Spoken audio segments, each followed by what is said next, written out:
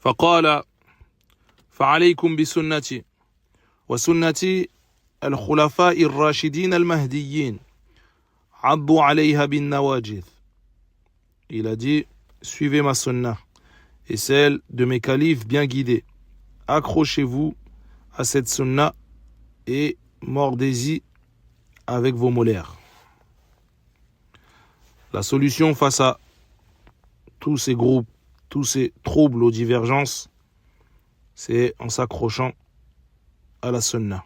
Et bien sûr au Coran en premier. Les deux sont liés.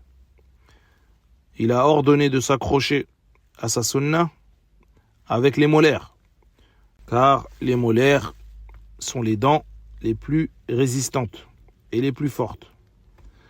Et ça montre l'importance de s'accrocher à sa sunna. Et il a dit à celle de ses califes bien guidés.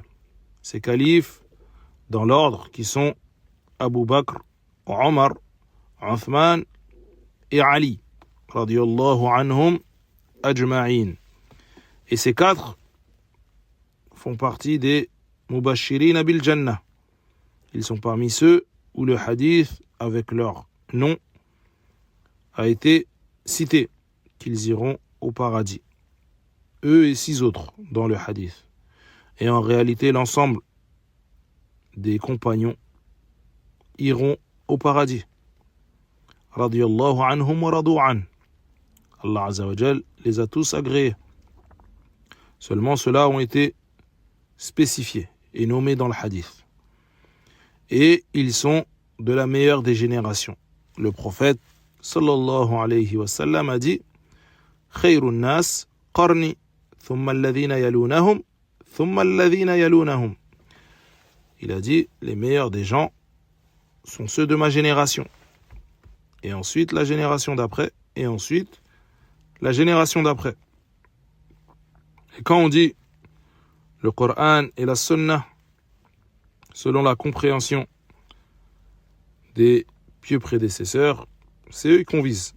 As-Salaf, As-Salih.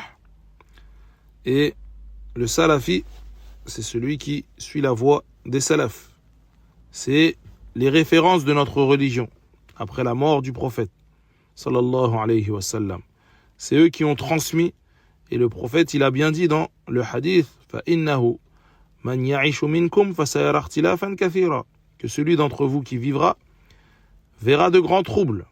Et c'est ce qui est arrivé.